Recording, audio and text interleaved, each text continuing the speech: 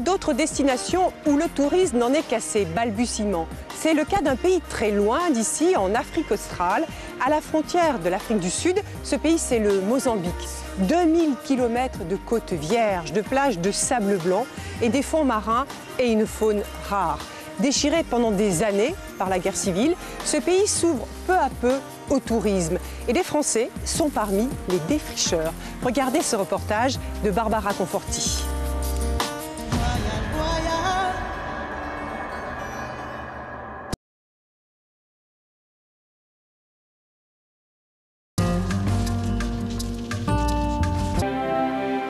Aéroport d'Inhambane, au Mozambique. L'avion en provenance d'Afrique du Sud vient d'atterrir. Avec ses 2500 km de côte, ses grandes plages de sable blanc et ses paysages à couper le souffle, le Mozambique est un paradis encore méconnu. Christophe, Denis, Thomas et ses amis ont tout misé sur ce pays en plein essor.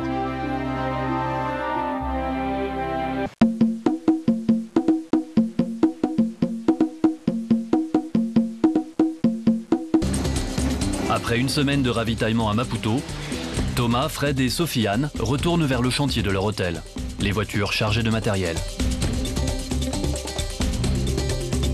7 heures de route pour atteindre une région où aucun touriste n'a encore jamais mis les pieds.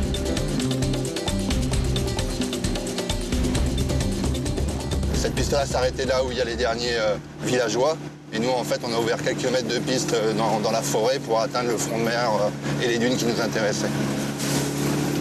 Il y a 1 an et demi, Thomas et Fred ont eu le coup de cœur pour cet endroit sauvage, entouré de dunes, au bord de la mer. À leur arrivée, il n'y avait rien. Ils ont creusé un puits pour l'eau potable et ont bâti une petite maison qui sert de cuisine et de bureau. Ils dorment sous les tentes, se douchent en plein air, une vie de Robinson, mais qui n'a rien d'improvisé. Oui, bah emmène-le au camp. Allez, c'est parti. Donc ça c'est le lait qu'on met dans les boîtes en fer parce que sinon on s'en est fait attaquer par des petites bêtes locales. Donc maintenant, même si c'est du tétrabrique, on essaie de les préserver. Ça veut dire quoi par des petites bêtes locales?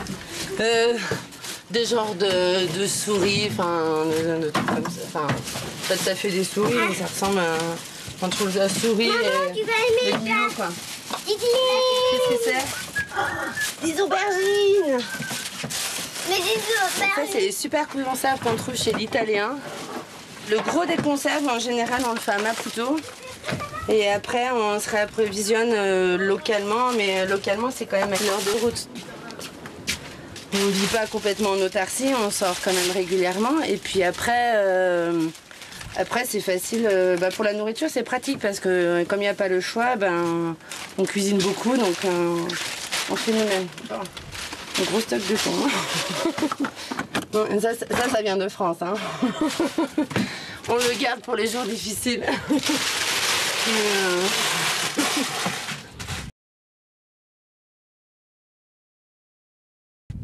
Tout près du camp, surplombant la mer, le chantier du futur hôtel.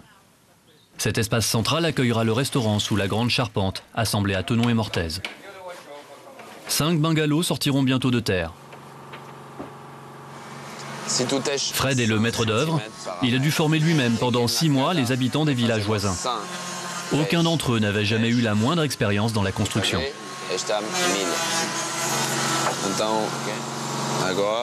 C'est facile. Vous allez préparer des tasseaux de 10 cm et demi de longueur et de 3,6 d'épaisseur.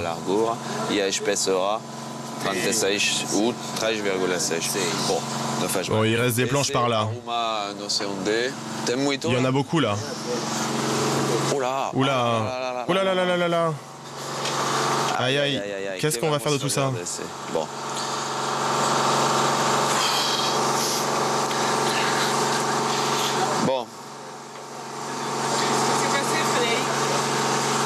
On s'est trompé dans la... Enfin, il y a eu une erreur de lecture dans les cotes. Et ce qui fait qu'au lieu d'avoir des bouts de bois qui font 10,5 par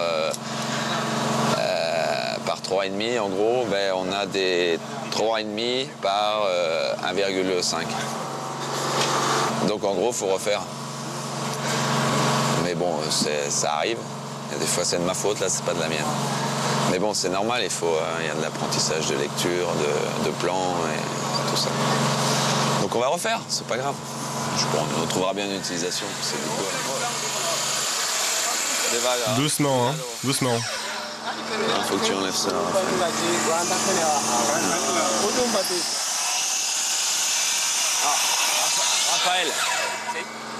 Raphaël, la scie, jamais comme ça. Ok, non, Acerot non fica be assim. Elle n'est pas stable. Elle doit être bien calée là-dessus. Et rester ici, je ne veux pas voir ce geste. C'est trop dangereux, ok? Et dommage perigoso. Ok?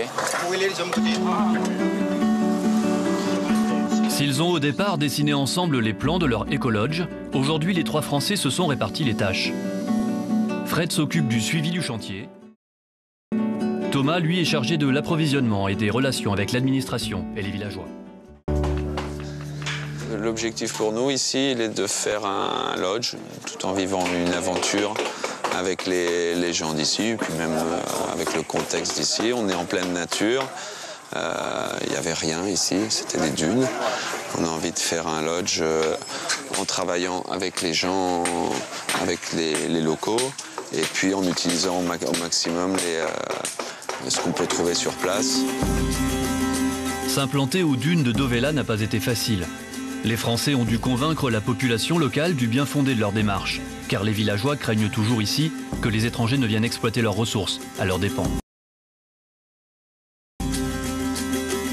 Pour prouver leurs bonnes intentions, Fred, Thomas et Sofiane ont offert 2 salles de classe à l'école de Dovela.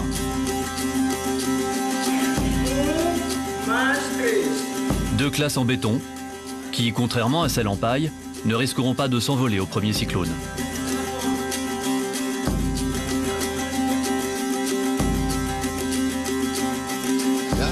Les Français ont aussi bénéficié de l'appui précieux de Philippe, le député de la province d'Inhambane. Philippe a accueilli les bras ouverts ces nouveaux investisseurs français, pouvant donner du travail à la main-d'œuvre locale.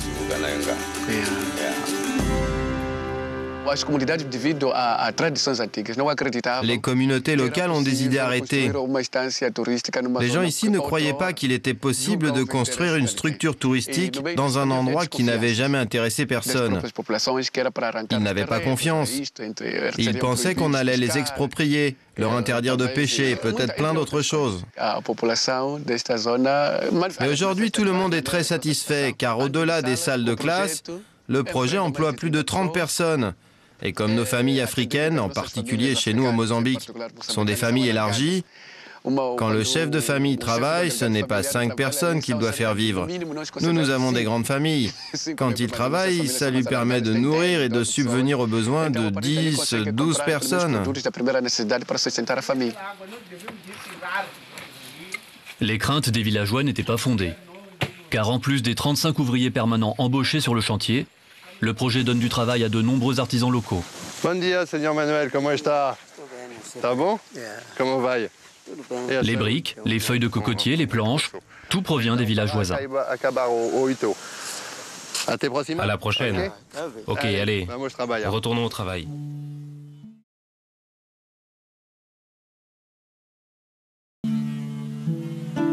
Pour ceux qui ont toujours vécu dans la région, le projet des Français est le signe que le Mozambique avance. À 64 ans, Castigo est aujourd'hui responsable de la main-d'œuvre sur le chantier. Pendant la guerre civile, pour fuir les violences, il venait se cacher ici, dans le maquis.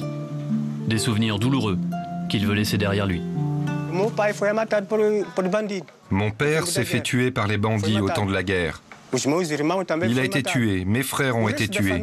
Le reste de ma famille aussi a été tué à cause de la guerre. On avait peur de rester chez nous.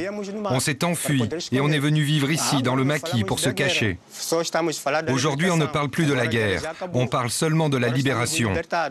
La guerre est finie. On essaie de reconstruire notre pays. Mais comment oublier la guerre? C'est l'histoire de notre vie. Bah non.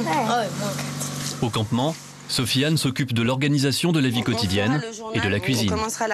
Et tous les matins de 7h30 à midi, elle devient maîtresse d'école pour ses enfants, Pierre, Victor et César. Le plus jeune a 5 ans, le plus âgé 10. Donc là, qu'est-ce qui va se passer? Le Y, il va faire quoi? Un I. Voilà, un I. Et à la fin? À partir des cours du centre d'enseignement à distance, elle leur fait classe dans cette salle aménagée pour eux, qu'ils ont appelée l'école dans la nature. Ici, je m'ennuie. On a essayé de recréer les conditions pour que les enfants ils aient un vrai lieu pour travailler, pour faire un peu comme une école. Et sinon, ouais, on fait ça vraiment de façon le plus stricte possible parce que sinon, en fait, si on commence on a peur de déraper et de ne pas s'y tenir. Puis bon, on a un programme à suivre, on a des évaluations à renvoyer régulièrement. Donc, si on commence à dire ah ben non, aujourd'hui il fait beau, on va à la plage, on fera demain, on s'en sort pas quoi. L'avantage, après la pause déjeuner, la plage n'est qu'à 50 mètres de l'école. En attendant que l'hôtel soit terminé, Sofiane et les enfants disposent de la baie pour eux tout seuls.